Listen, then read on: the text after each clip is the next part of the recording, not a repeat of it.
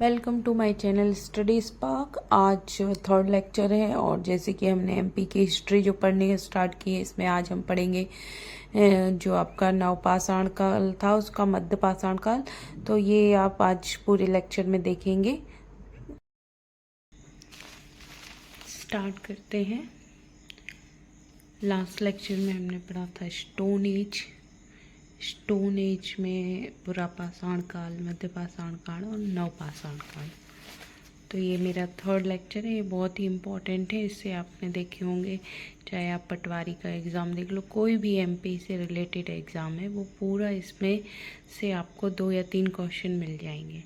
तो सबसे पहले हम स्टार्ट करते हैं, थोड़ा सा रिवीजन कर लेते हैं। स्टोन एज 3 टाइप्स की थी आपकी, 3 प्रकार की हमने पढ़ी थी, पुरा पाषाण, मध्य पाषाण और नवपाषाण, जिसमें हम पैलोलिथिक एज पुरा पाषाण पढ़ चुके हैं। नेक्स्ट वाली है, इसमें बहुत ही इम्पोर्टेंट क्वेश्चन है। तो इसमें मैंने बताया आपको मेसोलिथिक एज या मध्य पाषाण काल।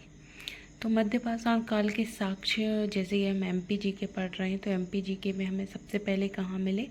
आदमगढ़, होशंगाबाद। आदमगढ़ के होशंगाबाद में हमें क्या मिले? इसके साक्ष्य मिले। इसको लघु पाषाण उपकरण इसमें मिले हुए थे, जो पीवी जोशी ने इसको क्या किया था? डिस्कस किया था। तो इसमें सबसे पहले हमें यही बताएंगे कि मानव के पशुपालक होने के प्रथम साक्ष्य हमें कहाँ प्राप्त हुए? आदमगढ़ या होशंगाबाद। और वाघ नदी की घाटी में हमें मध्य पाषाण कालीन औजार की खोज हुई। देखिए बच्चे, आपने बहुत सारे पढ़े होंगे, लेकिन हम इसको क्या कर रहे हैं, कालीन वाइज जो पाषाण युग थे उनको डिवाइड करके बता रहे हैं कि भाई कहाँ पे आदमगढ़, कहाँ पे होशंगाबाद में कहाँ मिले, और ये कौन सी एज के हमें साक्ष्य मिले हुए थे। तो सबसे पहले ये इसीलिए मैंने इनको डिवाइड कर दिया, तो आपको इजी भी पड़ेगा और आपको कन्फ्यूज़न भी नहीं होगा एग्ज़ाम के टाइम पे। तो आदमगढ़ में जो था वो होशंगाबाद में मिला। इसमें लघु पाषाण उपकरण प्राप्त हुए, जो पीवी जोशी ने हमें इनकी जो खोज की थी। और सबसे इम्पॉर्टेंट क्वेश्चन कि मानव के पशुपालक होने के प्रथम साक्ष्य मध्य प्रदेश में कहाँ प्राप्त हुए? तो कहाँ प्राप्त हुए थे? आदमगढ़ में। दूसरा, किस नदी घाटी में? तो वाघ नदी घाटी में मध्य पाषाण कालीन औजार की खोज हुई।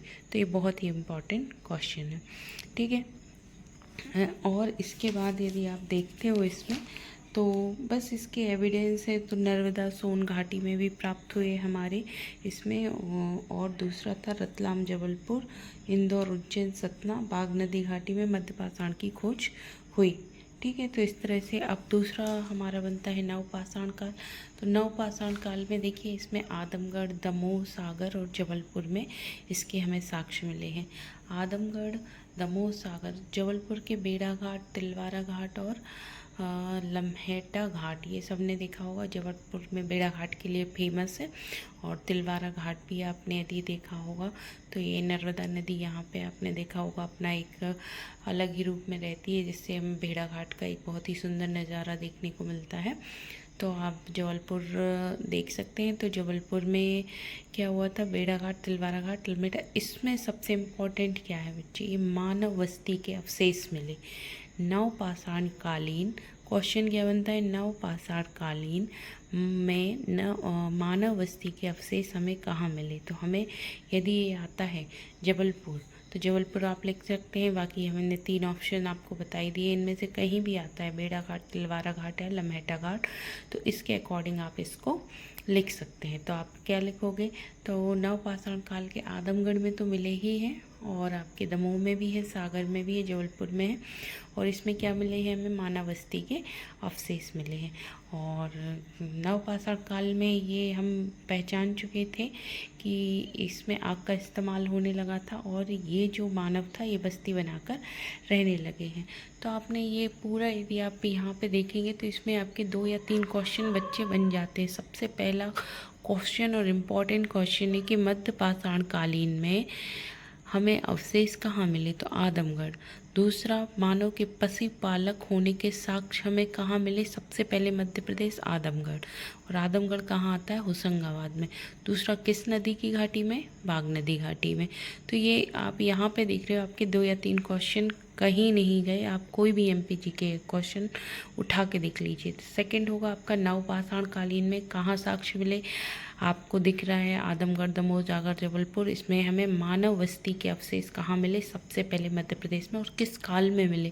तो ये नवपाषाण कालीन होगा, तो मानव बस्ती के अवशेष मिलते हैं।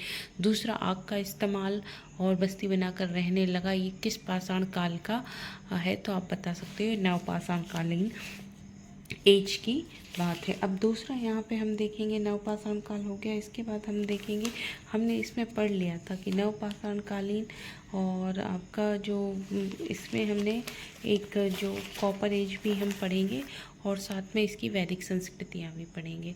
तो इस तरह से आप इसको अपना नोट्स में लिखें, और ये जो मैं पढ़ा रही हूँ ये आपको बहुत ही इम्पॉर्टेंट है एग्ज़ाम पर्पज़ से, तो प्लीज़ मेरे चैनल को सब्सक्राइब करें। थैंक यू दोस्तों, बाय बाय।